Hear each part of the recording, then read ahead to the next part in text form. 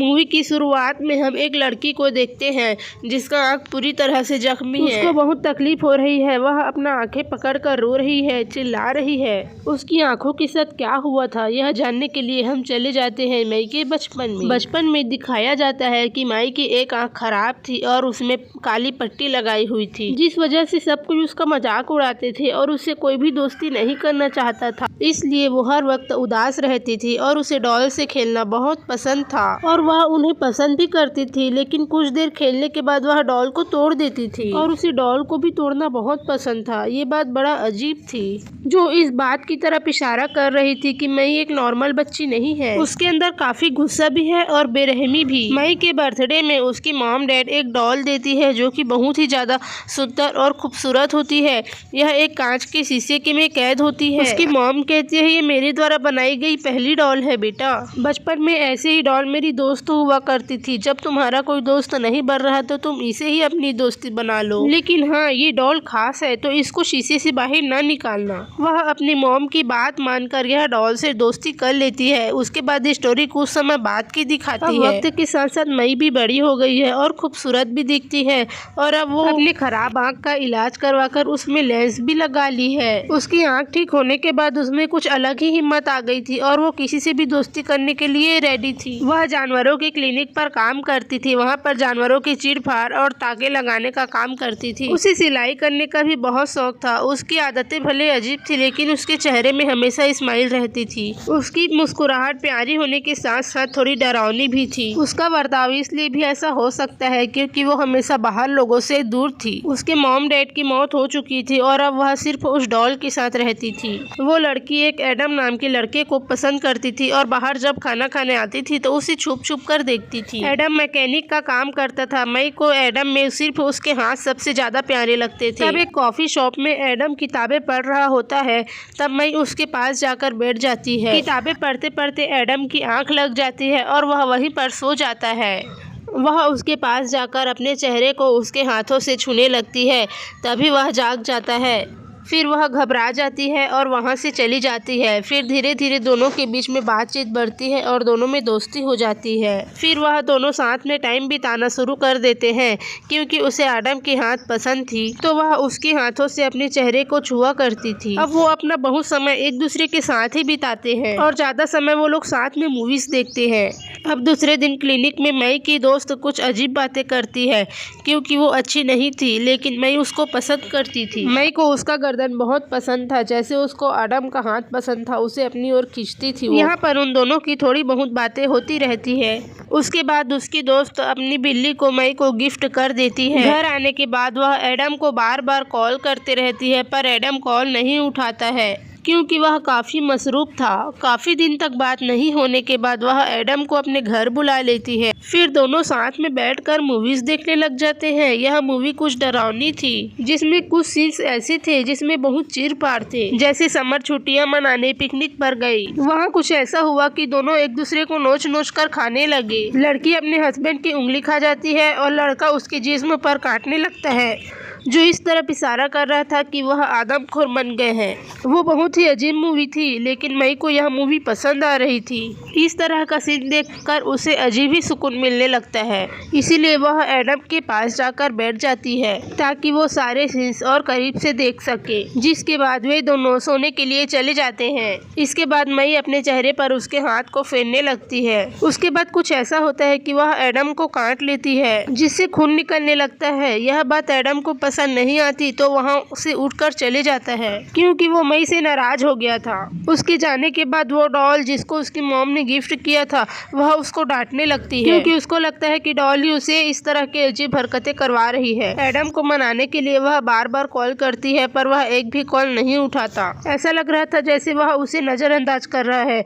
कुछ दिन तक बात नहीं होने के बाद मई को उसकी फिक्र होने लगती है। वह अपना फिक्र दूर करने के लिए उससे मिलने उसके घर चली जाती है। उस दौरान वह अपने दोस्तों से बातें कर रहा होता है और वह यह बोलते सुन लेती है कि मई बड़ी अजीब लड़की है और जब से मैं उससे दूर हुआ हूँ मैं बहुत खुश हूँ। यह बात सुनकर मई का दिल टूट जाता है। फिर वो वहाँ से चली जाती है। उसके बाद वह अपने दोस्त के पास जाती है जो मई का ख्याल रखती है। वह उसको एडम के बारे में बताकर अपने दिल का बोझ हल्का करती है। फिर वो दोनों एक साथ काफी वक्त गुजारती है। वह अपना मन हल्का करने बच्चों के स्कूल जाकर वहीं के बच्चों से मुलाकात करती है। फिर वह देखती है कि प्यारी सी बच्ची छोटी सी बर्तन बना रही है जिसमें वह मई का नाम लिखती है और वह बर्तन उसे तोहफे में दे देती है।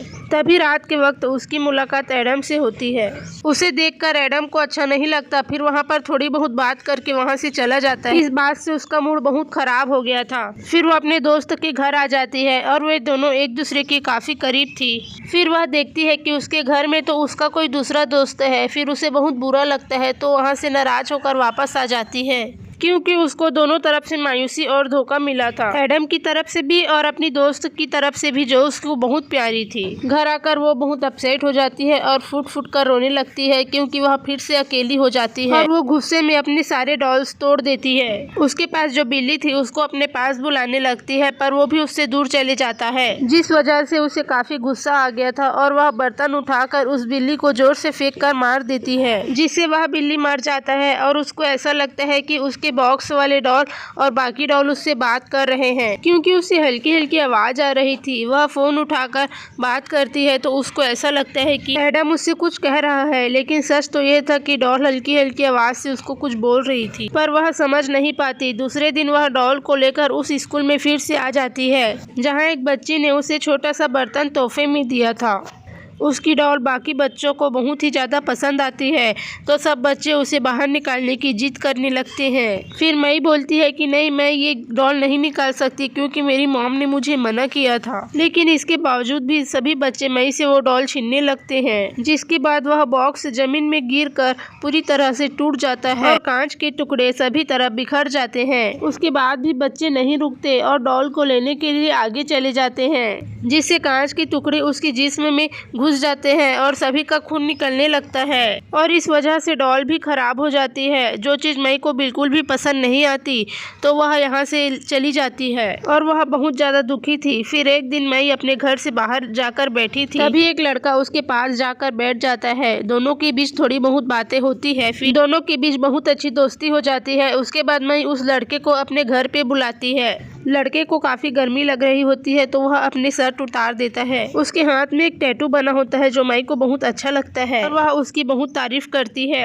वह लड़का पानी लेने के लिए फ्रिज खोलने के लिए जाता है पर मई उसे फ्रिज खोलने से मना कर देती है पर फिर भी वह जबरदस्ती फ्रिज खोल देता है। फिर वह देखता है कि मई मरी हुई बिल्ली को पॉलीथीन में लपेट कर रखी हुई है। ये वही बिल्ली थी जो उसकी दोस्त ने उसे गिफ्ट दी थी जिसको उसने गुस्से में मार डाला था। उसने फ्रिज में इसलिए रखा था ताकि बिल्ली की लाश सड़े गले नहीं।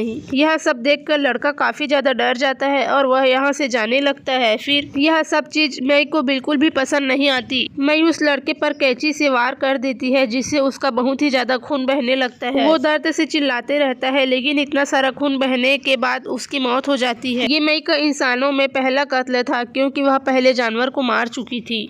उसके बाद वह लाश को बोलती है कि मुझे तुम्हें मारकर बहुत सुकून मिल रहा है, बहुत अच्छा लग रहा है। वो उसकी लाश से बोलती है कि तुम्हारे शरीर में सिर्फ तुम्हारे हाथ में बना हुआ वो टैटू है जो बहुत ही अच्छा है, बाकी सब चीज तो बेकार है। अब मुझे और भी इंसान की लाश चाहिए। दूसरा दिन वह अपने दोस्त के घर पे जाती है। फिर वह उसकी गर्दन का नाप लेने लगती है क्योंकि उसे उसका गर्दन बहुत पसंद था। उसकी दोस्त पूछती है तुम ये क्या कर रही हो, तो वो बोलती है कि तुम्हारी गर्दन मुझे बहुत पसंद है तो मैं तुम्हारा नाप ले रही हूँ, मुझे तुम्हारे लिए शर्ट सिलना है।